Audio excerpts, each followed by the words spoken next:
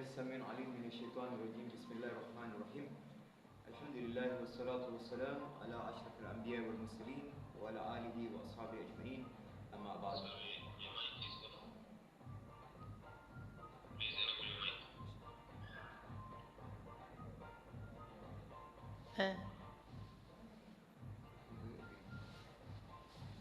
Again, allow me to start again, inshallah.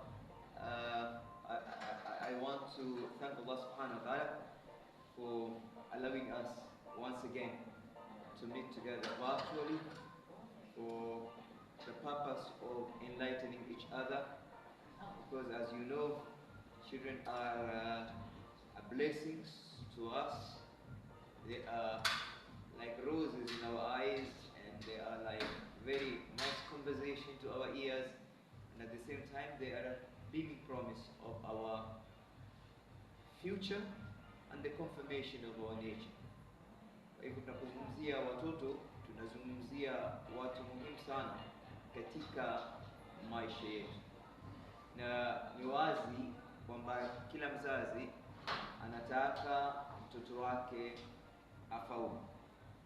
All of us as parents, we want our children to succeed, and it is the desire, fundamental desire for all of us, that our children must succeed.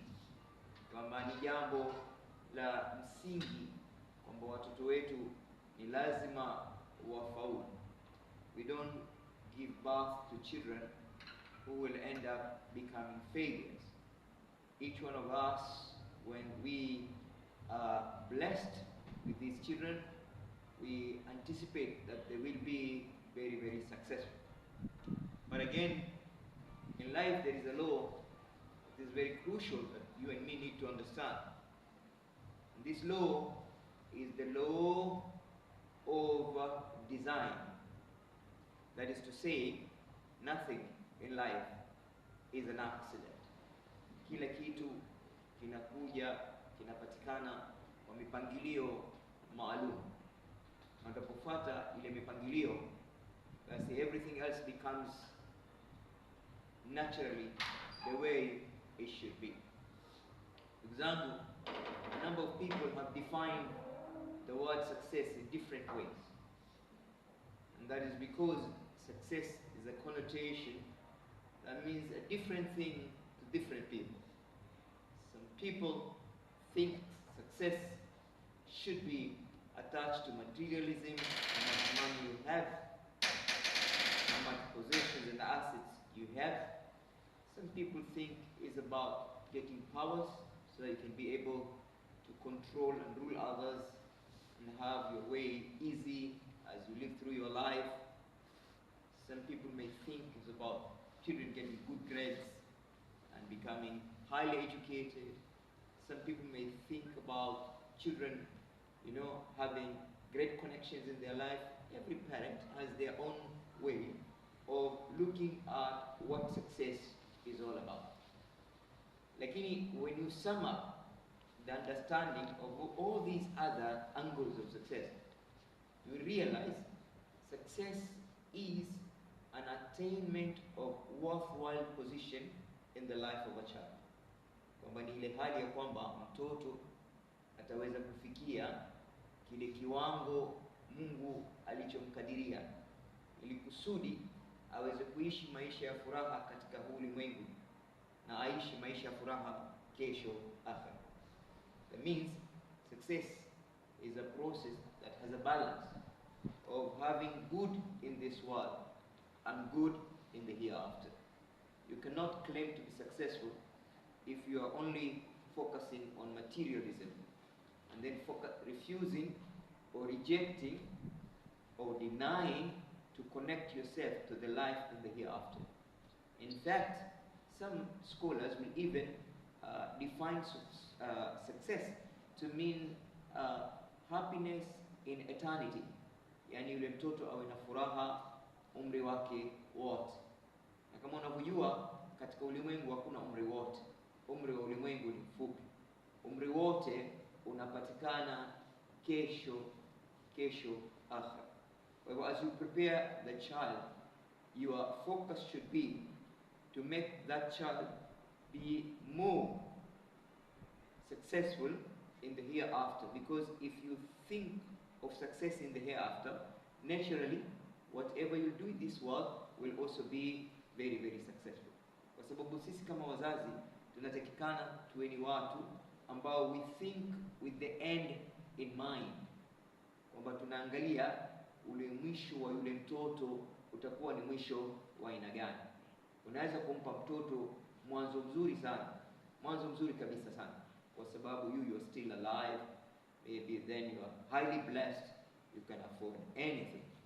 But when the tables turn and you did not prepare that child, the success and the happiness of that child will automatically end.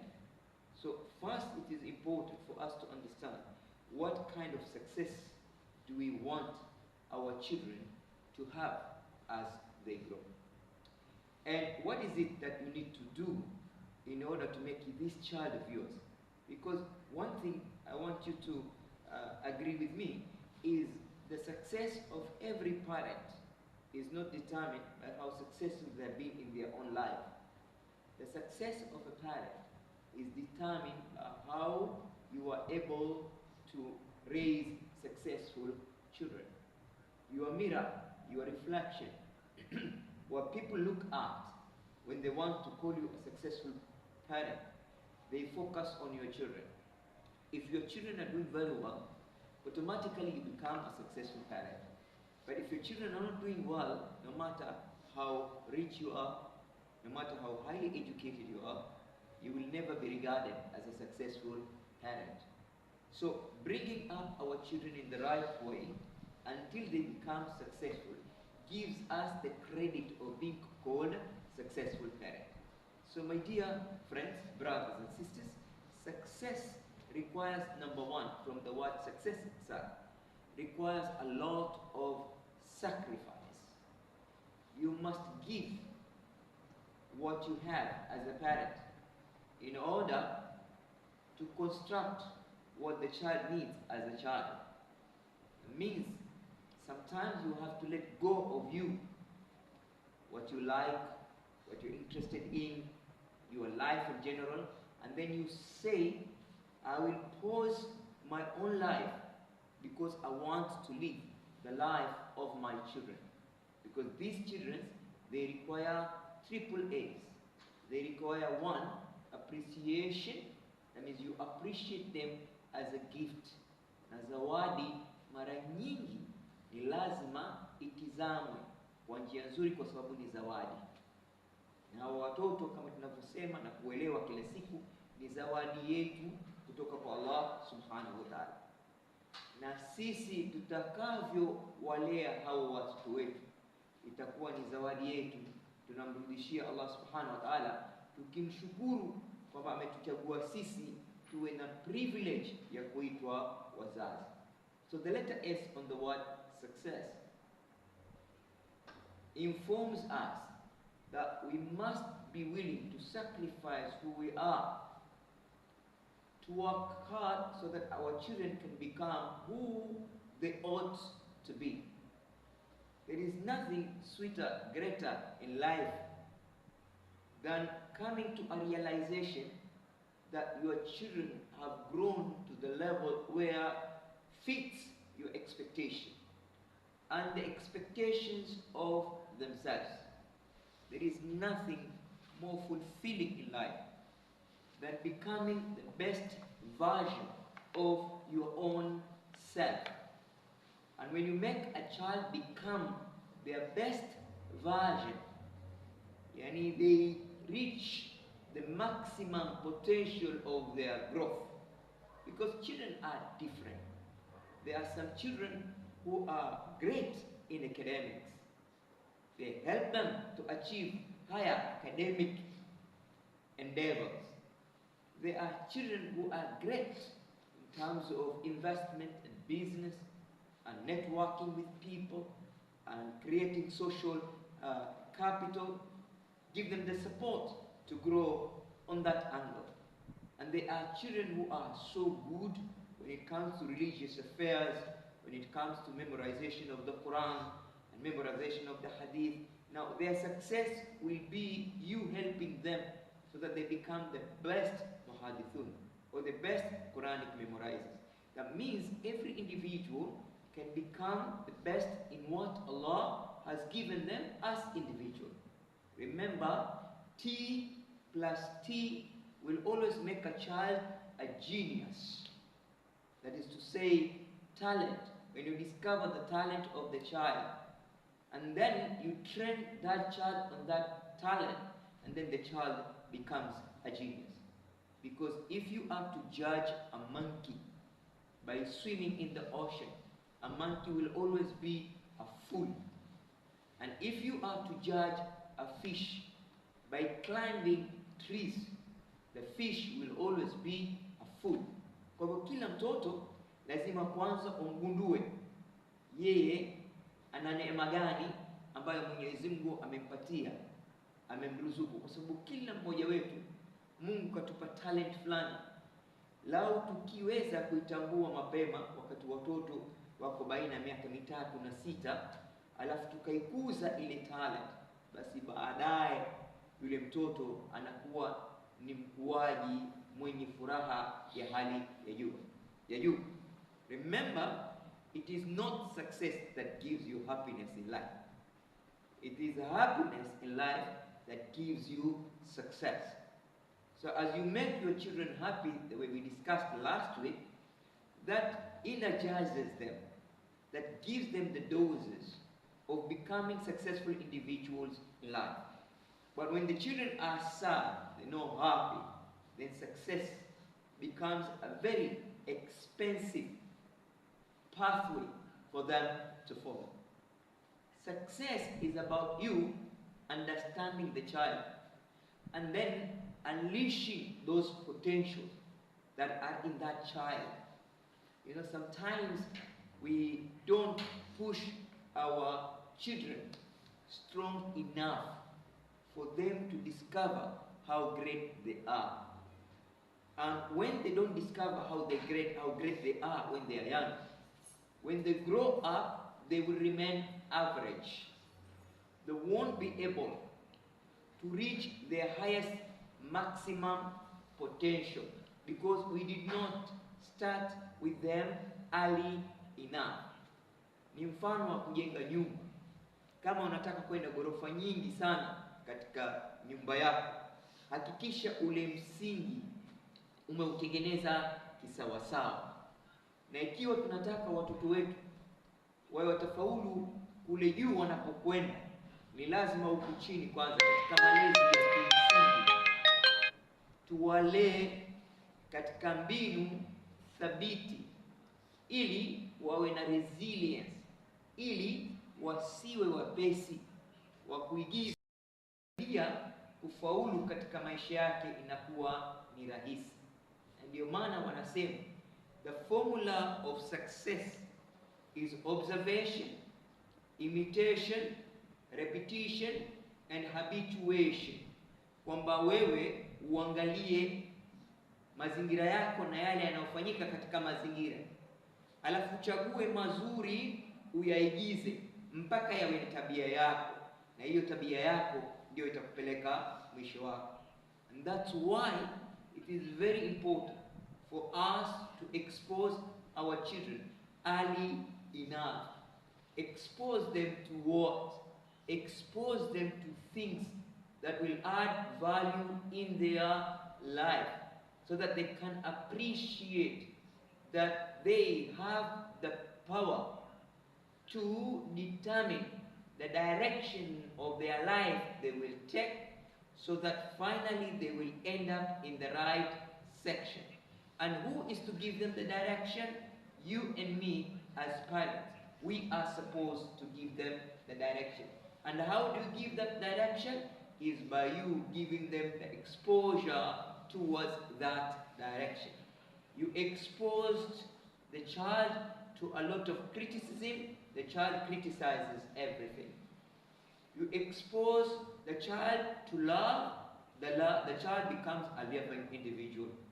You expose a child to condemnation, the child learns to condemn everything.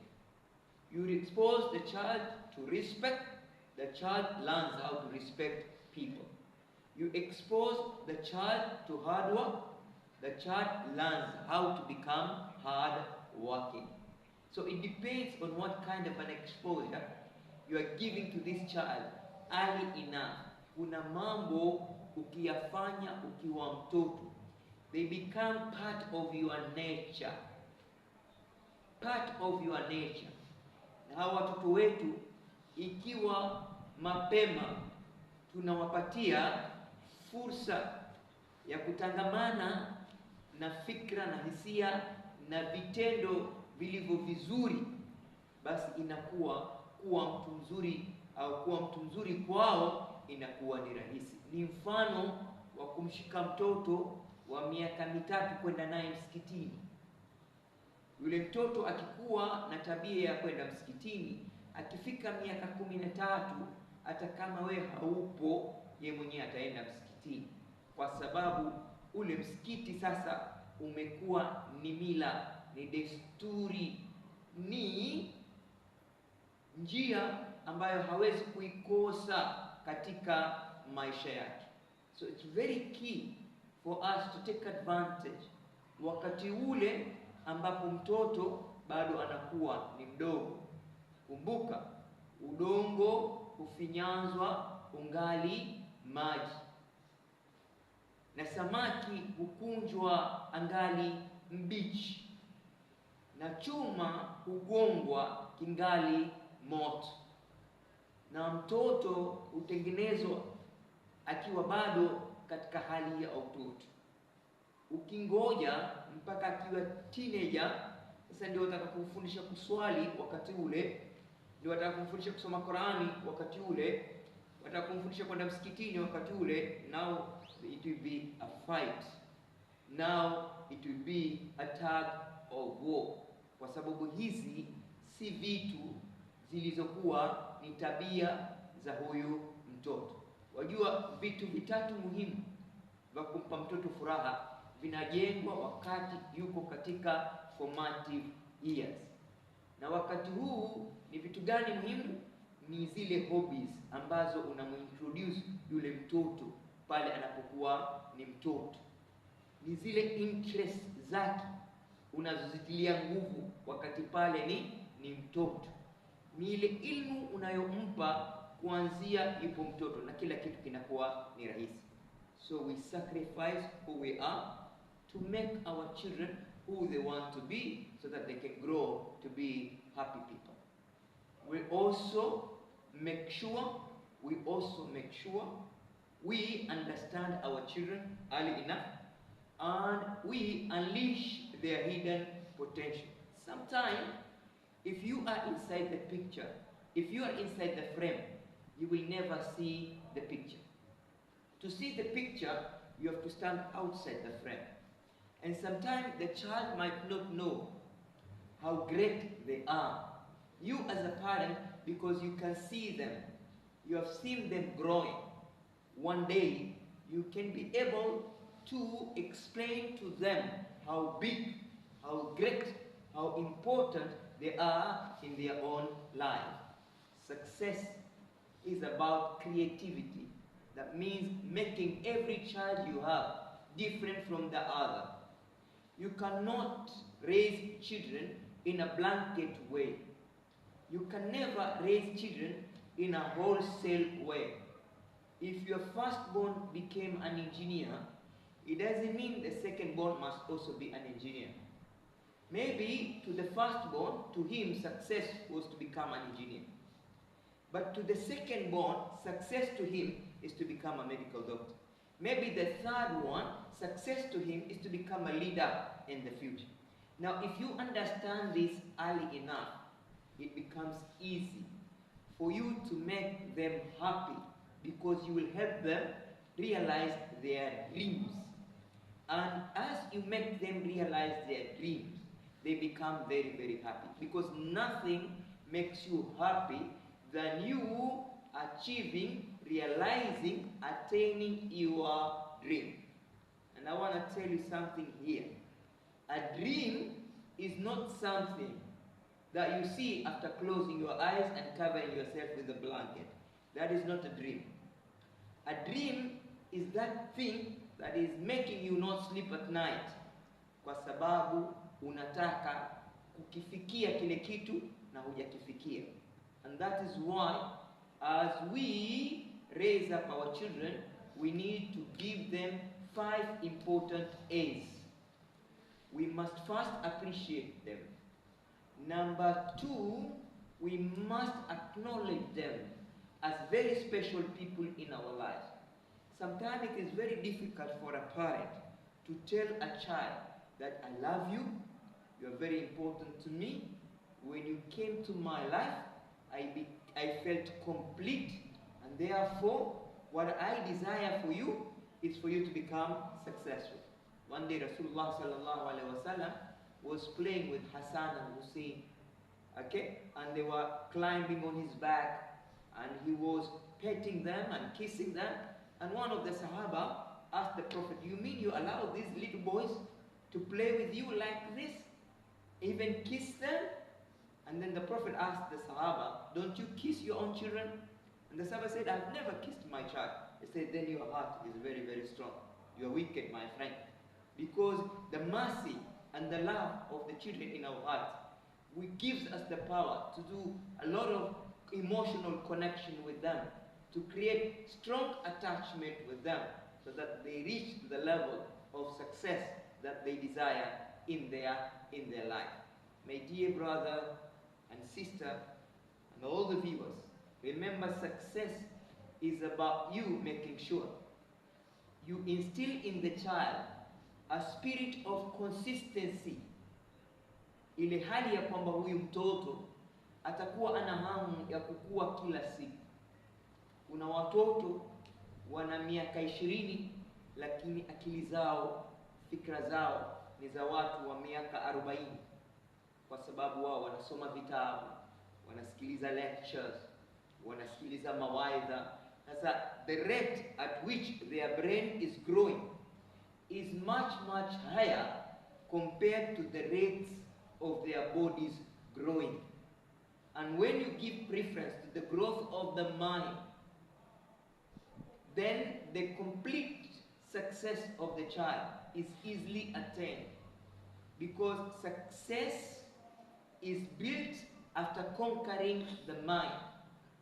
When you conquer the mind, so that you establish in this child a positive mindset, so that whatever happens in their life, they take it positively, they don't take it negatively.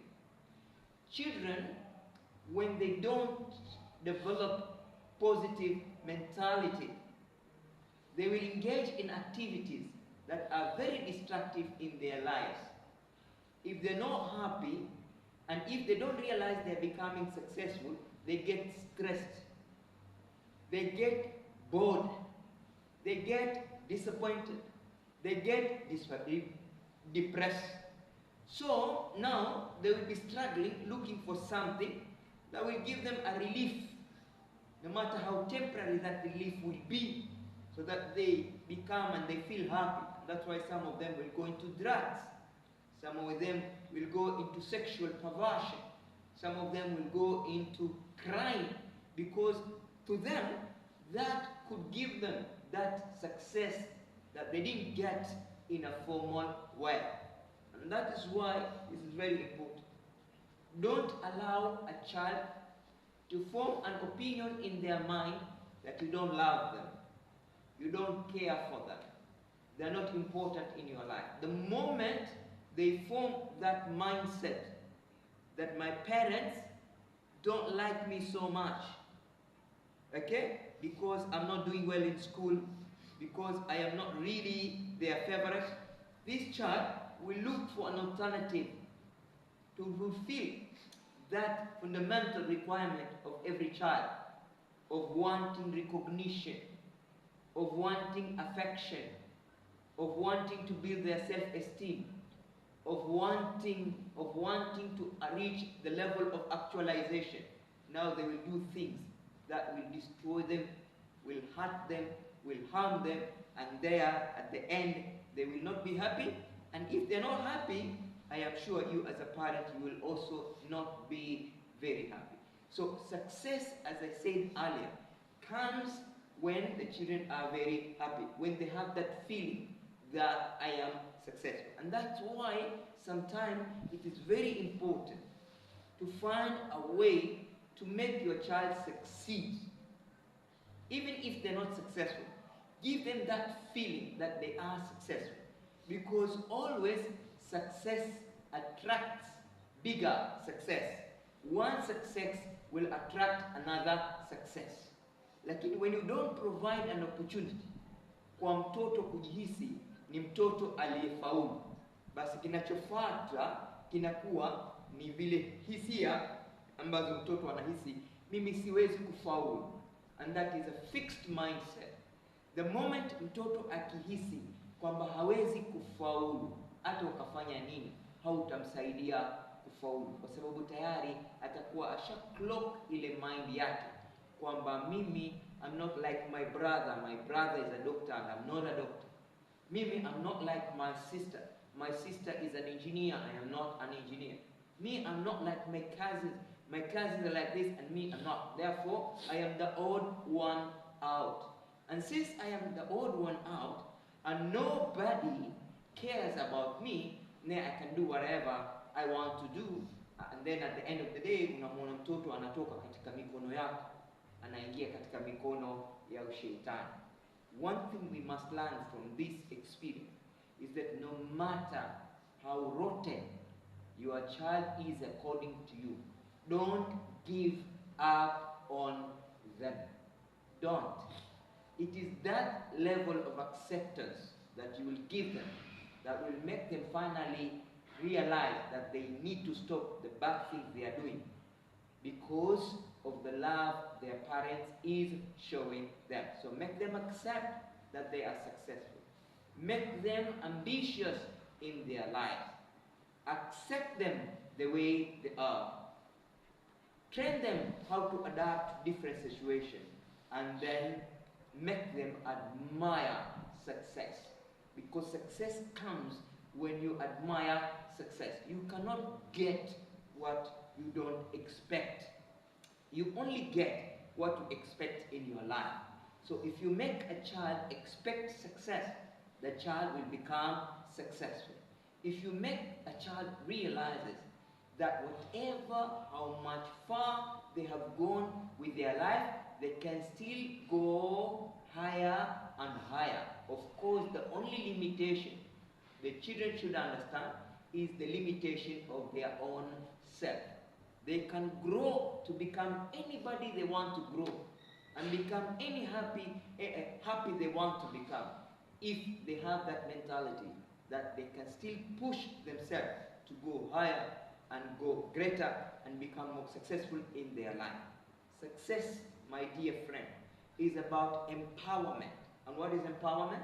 Empowerment is providing the child with the acronym CASH. This is the acronym of the 21st century. And what does CASH mean? That means you give them K, enough knowledge. Don't be lazy in that.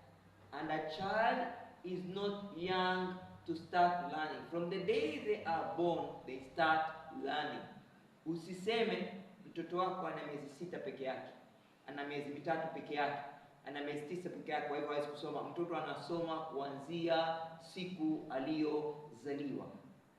Labda hawezi kushika kitabu at that age, hawezi kwenda skuli at that age, hawezi kwenda madrasa at that age, but the way you look at them, the way you treat them, the way you carry them, the way you hold them, the way you walk around with them in the compound, at home, the way you go with them to the market, the way you go them to the supermarket, the way you come with them to the mosque, all these are experiences that helps them to learn.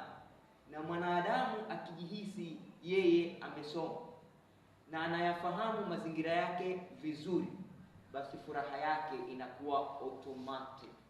You don't become happy until you don't become successful until you get satisfied with what you are doing. And you kaseka psychology, success inatafsiriwa kama doing a worthwhile activity that will make you a self-fulfilled individual. Sasa huyu mtoto akiwa anajihisi kuanzia ni mtoto mchanga, anazingatiwa, anaangaliwa, analelewa katika hali special kabisa ili awe mtu mahashum katika maisha yake, basi furaha inaanza mapema. If you smile at a child, if you laugh at a child, if you look at the child with the eye of mercy, that is knowledge enough. Because I'm sure you will agree with me, when you do that to an infant, to a baby, they respond with a smile. They respond by looking at you. So never think that children only learn when they go to school or when they go to madrasa. And that's why they say al-ummul awwalul madrasa, kwamba mama ndiye madrasa ya kwanza, kwa sababu mtoto anaanza kusoma wakati ule. Furaha ya mtoto inaanza ndani ya tumbo la mama. Ikiwa mama anapata treatment nzuri kutoka kwa baba, ikiwa mama anaishi maisha mazuri yenye mvuto wa kidini na kimaadili, ikiwa mama anachosikiza zaidi kama mjamzito ni Qur'an kuliko mawimbo ambayo yako ya kisasa, basi ile embryo ya yule mtoto inayombeba reflects the outside environment. Utafiti unasema mtoto akifika miezi 6 kuendelea juu anafahamu kila kitu kinachoendelea nje ya uzao wa mama yake. Kwa hivyo ikiwa yale mazingira anayoishi yule mama ni mazingira yenye furaha, na mtoto anakuwa pia ni mwenye furaha. Na hii inaonekana katika research. Wakati watoto wanazaliwa katika sampuli tofauti. Wengine wanazaliwa na tabasamu, wanapiga tu kelele kidogo moja, wanatulia. Wengine wanazaliwa na ghadhabu, wanalia sana, wanapiga kelele sana.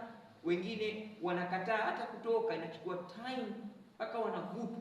All these are interpreted kumaanisha ile level ya furaha ya mtoto alipokuwa anaishi katika uzao wa mama. Sasa ikiwa furaha ilianza pale kwa sababu mama na baba walimpata huyu mtoto wakiwa katika hali ya furaha na mapenzi, basi huyu mtoto pia anapata affection na kukua katika hali ya furaha na mapenzi. Baadaye huyu mtoto sasa kisha kuzaliwa, kule hali ya kufaulu inakuwa ni rahisi kwa sababu ameshaanza nayo mapema. Kwa hivyo success, ndugu zangu, ni kuhakikisha kwamba tumewaekea watoto standards za maisha. Usimwache tu mtoto akaamua kuwa mtu wa kawaida. Mwelekeze jinsi ya kuwa mtu special ili kusudi awe na furaha na vile anavyoishi. Akubali kwamba kule anapokwenda, kule anapoelekea ni mahali pazuri kuliko kule anapotoka. Ikiwa tumemwekea system ambazo ni nzuri, ambazo zinampa furaha, ambazo zinampa kufaulu, inakuwa ni rahisi huyu mtoto kujiona kwamba yeye kweli amefaulu. Kufaulu kuna maanisha kwamba mtoto ni lazima atakuwa ni mwenye kulelewa kwa strategia ambazo zitamkuza katika hali ya furaha, kwamba yeye kila akija nyumbani anaona mama na baba wana furaha, na yeye automatically anakuwa ni mwenye furaha. Kila akija nyumbani anaona mazingira ni ya kifuraha, na yeye anakuwa furaha. Anakuja nyumbani anakula na wazazi wake pamoja kwa furaha na amani. Anakuja nyumbani anakaa na wazazi wake wanacheza pamoja kwa amani, anakuwa na furaha. Anakuja nyumbani kwa anaona mazingira ni masafi, anakuwa na furaha. Anakuja akiwa nyumbani watu wanampa fursa ya kufanya masomo yake bila ya kutia magoma na kufungua matelevision ambayo yatamchanganya katika fikra zake.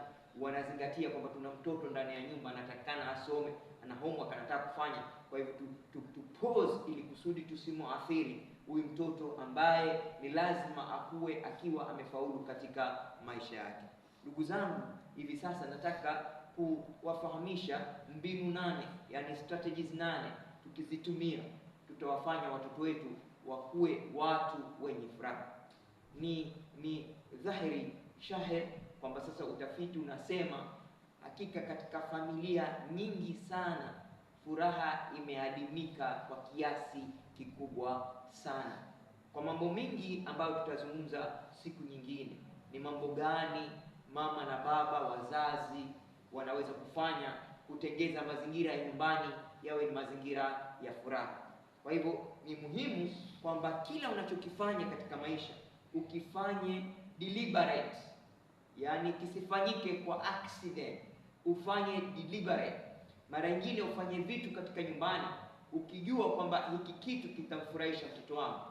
Labda mtoto wako kuna chakula fulani anakipenda, kwa hivyo unasema leo nataka kumfurahisha tu mtoto wangu, kwa hivyo nitampikia kile kitu ambacho anakipenda.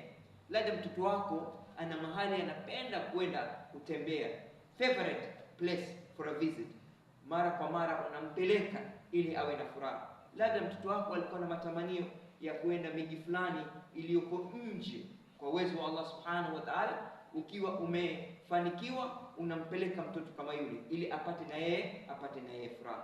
Kwa hivyo furaha ni kitu ambacho kinatengenezwa deliberately, hakingojewi kikafanyika chenyewe. Ni kitu ambacho ni lazima kifanywe kwa nia, kwamba leo inshallah katika nyumba yetu na watoto wetu tutafanya mazingira ya furaha. Labda mmoja wao na birthday, alafu tunaifanya tusivuke mipaka ya dini, lakini tunaifanya katika hali ya kwamba tunamuonyesha huyu mtoto kwamba tuna furaha kwamba yeye pia amezaliwa na ameingia katika hii familia yetu.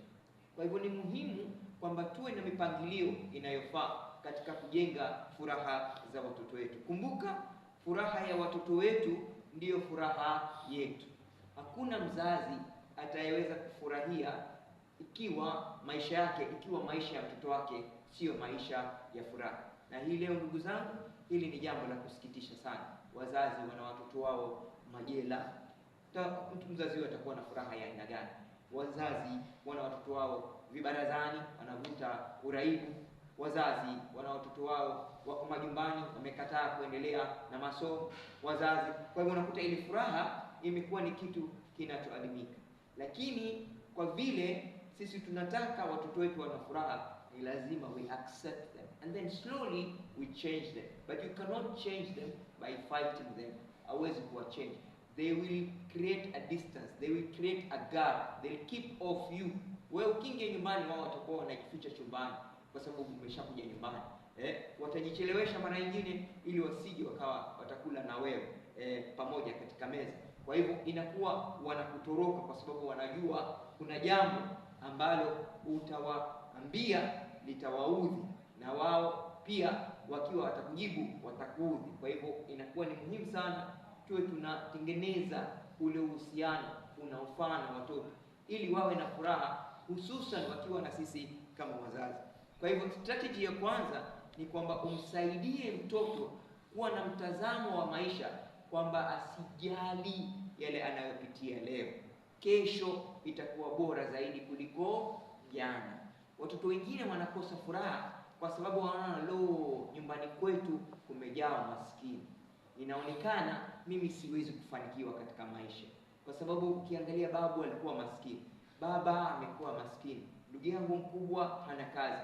Je, na mimi nitafaulu kweli? Lazima tumfanye yule mtoto awe na hisia kwamba asijali mazingira aliyotoka yako vipi, lakini awe na imani kwamba kwa bidii yake ataweza kufaulu katika maisha yake, awe tofauti na wale wengine walioko katika familia. Ni muhimu kumpa mtoto growth mindset ili kila asubuhi aweze kujiambia, I am good, I am able, I can do whatever I want, I have the power to change to be a better person, I can always achieve what I want to achieve, Allah will always be with me, my parents love me. Sasa mtoto ambaye ana hizo positive affirmation, kuweza kuwa na furaha inakuwa ni rahisi kuliko mtoto ambaye yeye anachokifikiria ni kitu kimoja tu, kwamba hii familia haiwezi kubadilika, kila mtu katika hii familia atakuwa tu hivi tulivyo, mimi siwezi kusonga mbele kwa sababu nimetoka katika familia familia ambayo iko nyuma. By the way, most people who have made it in life are people who came from very difficult backgrounds, and then they struggled, they pushed themselves, they encouraged themselves, and finally they grew up to become the best version of themselves. Every big biography you read of a great person, you will discover majority of them started from zero and they became heroes. Therefore, our children also need to be made to realize that where you come from is not a problem. Where you are is not really an issue. Where you want to go, it is what is important. Na wewe unaweza kuenda na ukafika mahali popote unapotaka kuenda. Hii inakuonyesha, na sisi Waislamu bahati nzuri tuna mifano mizuri sana, kwamba Rasulullah sallallahu alaihi wasallam kazaliwa, babake alikuwa ameshakufa, na miaka 6 ilipopita mamake naye akafa, na baadaye watu wake wakamgeuka, lakini baadaye amekuwa hero. Hata wale ambao sio Waislamu wamemweka katika number 1, wale watu wenye uwezo wa kubadilisha maisha ya watu wengine. Na mtoto wako ukimpa fikra kama hizo, basi kila siku atakuwa hajali mazito anayoyapitia, kwa sababu ana imani kesho itakuwa bora kuliko jana. Njia yangu ya pili ni kuacha kutumia mbinu za kuzawidi na kunyima kama mbinu ya kumtia morali mtoto wako. Usitumie extrinsic motivation, tumia intrinsic motivation. Tell a child, mwambie mtoto how happy, how successful they will be if they become a pilot. Now, wakikubali kwamba kuwa pilot kutawafanya watu waliofaulu na wenye furaha, wao wenyewe watajisomesha mpaka wawe pilot. Ukimfahamisha kwamba kuna furaha katika swala, kuna furaha katika kusoma Qur'an, mpaka wakakubali na wakawa wamejaribu na wamewaingia, basi itakuwa haina haja tena ya kumkumbusha kusoma Qur'an wala kumkumbusha kuswali, kwa sababu kile kitu kitakuwa kinampatia furaha ambayo kila mmoja wetu anaitafuta katika maisha yetu. Na kuwa na watoto wana furaha ndio kufaulu kwa aina moja kwa mzazi, kwa sababu watoto kama wale unaweza kuwapeleka vile unavyotaka kuwapeleka.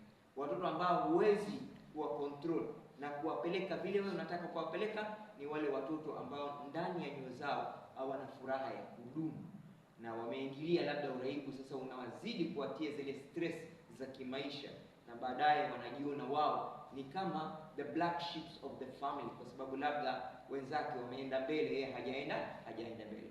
Ni muhimu kumuonyesha kila mtoto uliyemzaa kwamba no matter what they are still very important to you. Do not discriminate based on how successful each one of them is, because if you do that, those who are successful will become more successful, and those who are failures, they will become more failure. Alafu muhimu mtazamaji na msikilizaji, ya tatu, jaribu kuwafundisha jinsi ya kufanya maamuzi yao wenyewe, ili kusudi wasiwe dependent kwako wewe kama mzazi, kwa sababu wewe kama mzazi hautakuwa na wao maisha milele, kwa sababu hakuna hata mmoja wetu ambayo ana visa ya kuishi hapa duniani milele, ana passport ya kuishi mambani. Amna, kila mmoja wetu anangoja tu wakati wake. Kwa hivyo watoto wetu tusiwafanye wakawa watatutegemea sisi maisha yao yote. Ni lazima tuwajenge ili wamee mbawa zao wenyewe, wapate kuruka, waenjoy freedom ya maisha yao. Wakiwa watoto, they depend on us, and that is good. Wakiwa katika umri wa miaka 20-25, they should now be independent. That means they should learn to make their own decision. And then wakijia katika miaka 30-35, now they should create interdependency, kwa sababu hakuna mwanadamu anayefaulu peke yake. Kwa hivyo tuwe ni wazazi ambao tunawakubalia watoto kufanya uamuzi wao wenyewe, and then baadaye tuwafundishe kupolish uamuzi wao, ili kusudi wawe watasoma kufanya uamuzi mzuri wa maisha yao na kujikinga na uamuzi mbaya ambao utawadhuru maisha yao. Number 4, ni muhimu kumsaidia mtoto kutafuta career ama njia ya maisha ambayo italingana na maumbile yao. Kuna mzazi alikuwa anataka mtoto wake awe daktari, yani hamu yake ilikuwa anataka mtoto wake awe daktari tu, lakini mtoto ilikuwa anataka kuwa architect. Sasa yule mzazi kwa power zake akamlazimisha yule mtoto, akaenda akasoma Malaysia, akaenda akasoma Ukraine siku zile ilipokuwa na amani, akawa daktari. Akarudi akamwambia babake, hii certificate yako nishasoma udaktari, lakini nikubalie niende Malaysia nikafanye architect. Babake akawa very understanding, akasema okay, you can go to Malaysia and do architect. So he's now a medical doctor for the family and he is an architect, his own passion. Mara nyingine anakuwa kliniki yake anatibu watu, na mara nyingine anakuwa ofisini kwake anafanya ile kazi anayoipenda ambayo ni kuchora na architect design, ambayo inampa furaha kubwa sana. Na sisi yatakikana, kwa sababu hakuna kitu chenye kuleta furaha kama kufanya kitu ulichokichagua wewe mwenyewe.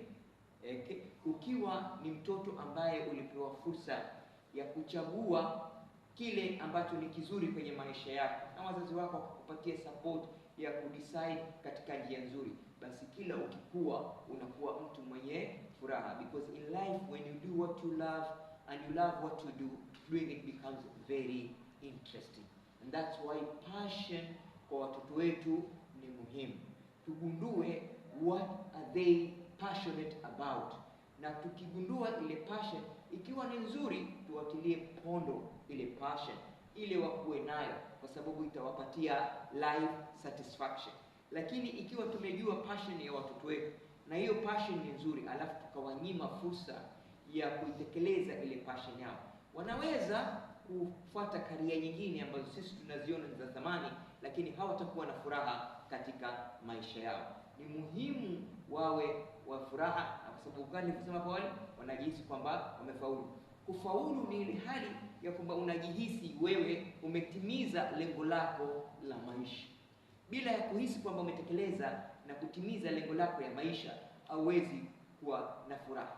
Na mtoto akihisi kwamba hajatekeleza lile lengo lake la maisha, kwa sababu kila mmoja wetu kaletwa katika hii dunia kufanya jambo maalum kabisa. Wengine wetu tumeletwa tuelimishe watu wengine, tuwe walimu. Kwa hivyo tulipokuwa walimu tumefurahia na tunafurahia mpaka leo, na tunaenjoy kila wakati tukisomesha. We don't do it because of salary, we do it because we love doing it. Kwa hivyo inatupa furaha kila tukisomesha. Na mtoto tukimkubalia afanye ile karia ambaye anaipenda na anaweza, basi anakuwa kila akifanya ile karia anaifanya kipassion na inampa furaha, haifanyi kwa sababu ya malipo.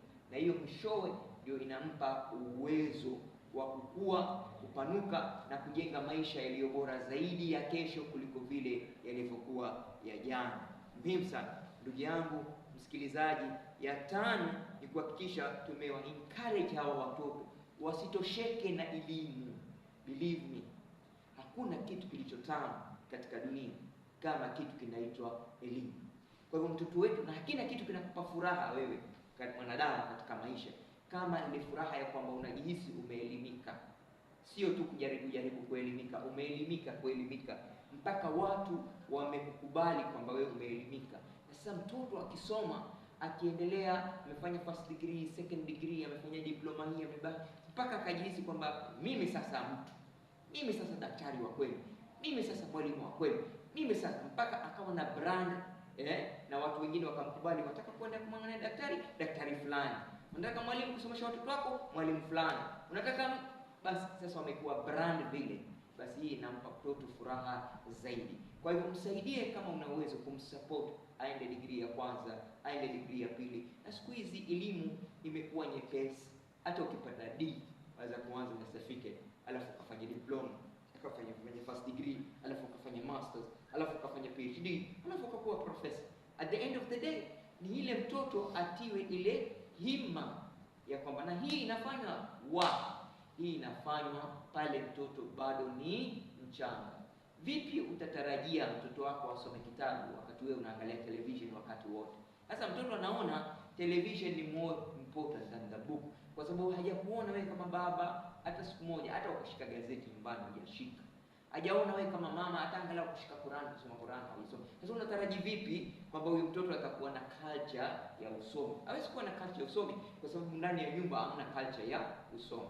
Ukiwa na culture ya usomi ndani ya nyumba, basi ndio mtoto atafurahia kusoma, na kusoma ndio kutamfanya mtu ambaye anaweza kufaulu, kwa sababu hamna kitu ambacho hakiozi kama elimu. Elimu haiozi, kila ukiitumia haina haja ya kuweka kwenye freezer, inakuwa ikikuwa bora zaidi kila siku. Na kama kuna kitu haiwezi kuibiwa, watu wanaweza kukuibia kampuni yako, wanaweza kufraud mali yako katika benki, lakini hamna mtu anaweza kukuibia elimu yako.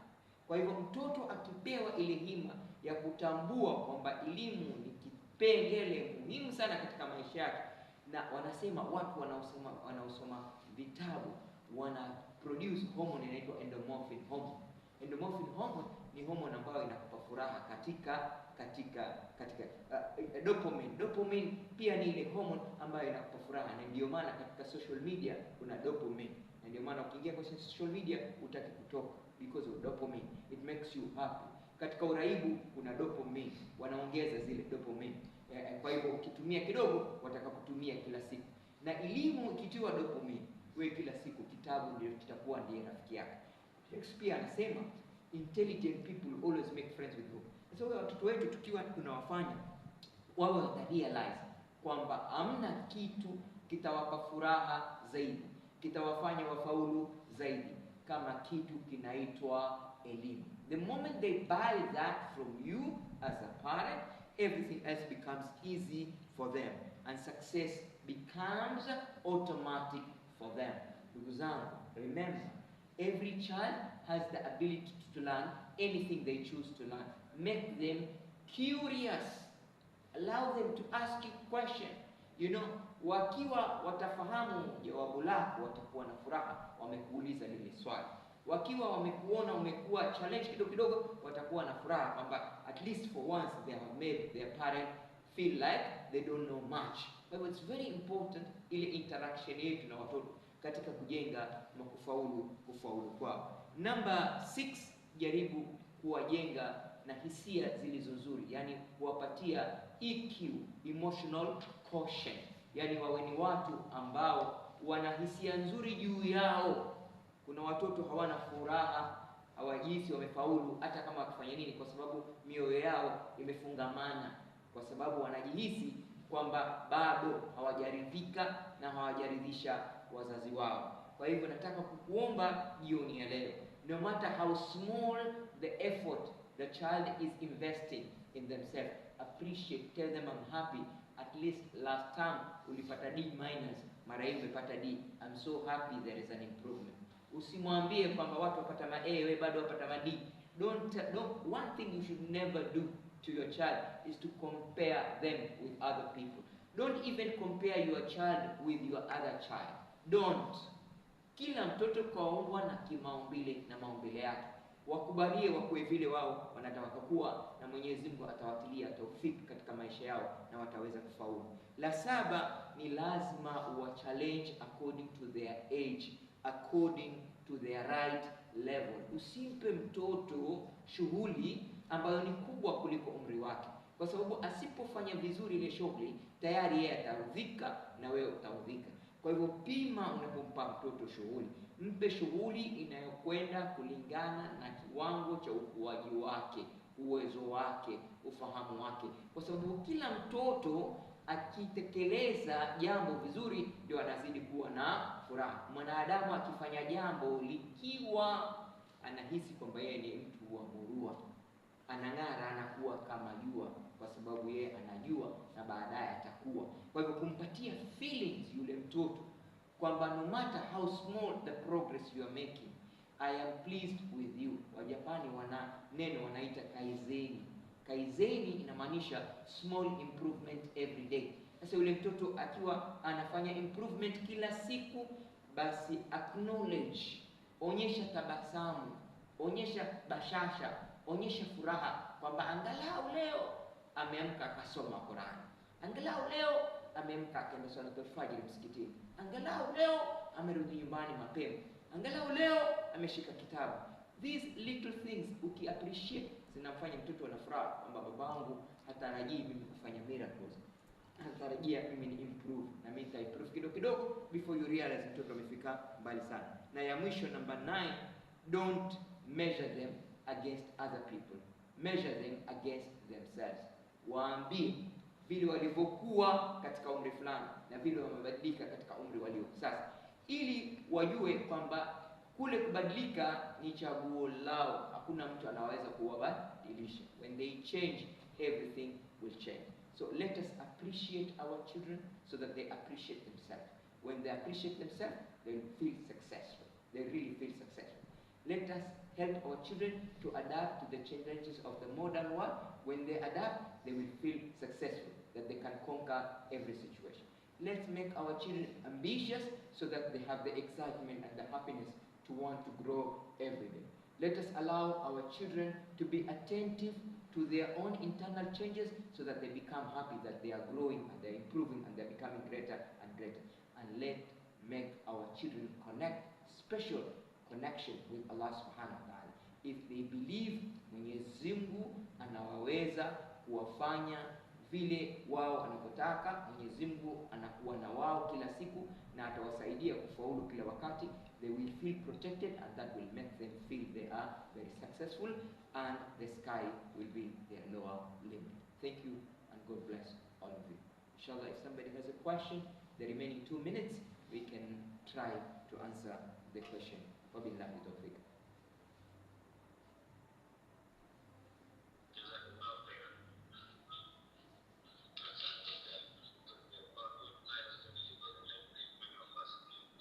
Mashallah, mashallah, mashallah, mashallah. Na tunataka kuwakumbusha watu kwamba alhamdulillah hata leo tuko katika msikiti wetu wa Masjid Salama Mtangani. Inshallah, kama uko Malindi, feel free kuja kutabaruk, kuswali katika msikiti wetu. Inshallah, you enjoy the serenity of the environment, the beauty of the mosque, and the warmth of relationship of the people praying in this mosque. Inshallah.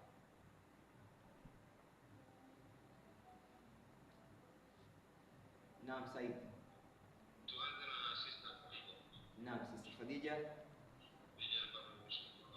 Naam.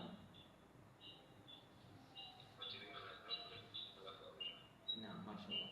Naam, Khadija.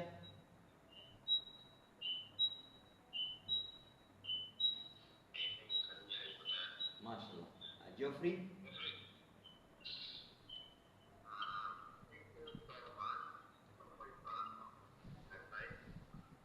Thank you too.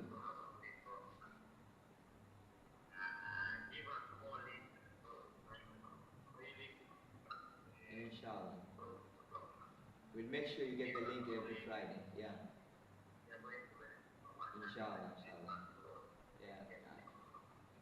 That's why we do this program every Friday. And we want people to benefit so that we all become happy in life. Yes.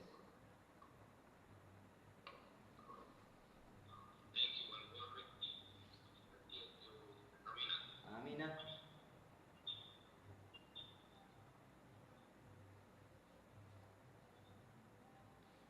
Naam, Amina. Said nafikiri wewe pia amepotea.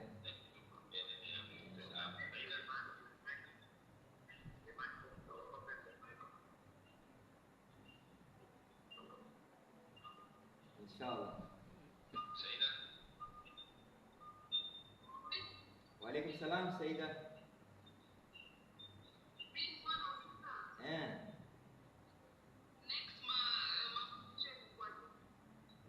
The next one. What are you suggesting? Any suggestion? Maybe next time. What do you want us to discuss? What are we to discuss? Now? Social media. Huh? What do you want us to discuss?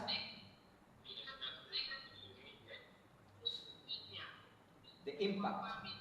Ah, okay, no problem. Yeah, that will be good. That will be good. Yeah.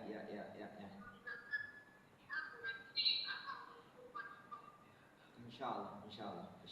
So next Friday we'll discuss about the impact of social media in family. Yeah.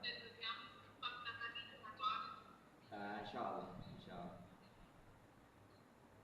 Inshallah. We will do that next week, God willing. Inshallah. If you say this is 9:30 already, yeah.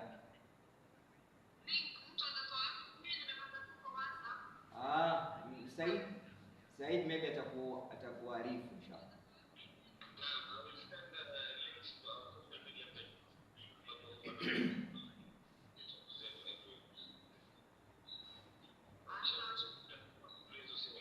Shukran. Hafiz, Said is 9:32. It's 9:32. We can close now with the dua inshallah. بسم الله الرحمن الرحيم الحمد لله رب العالمين الرحمن الرحيم مالك يوم الدين إياك نعبد وإياك نستعين اهدنا الصراط المستقيم صراط الذين أنعمت عليهم غير المغضوب عليهم ولا الضالين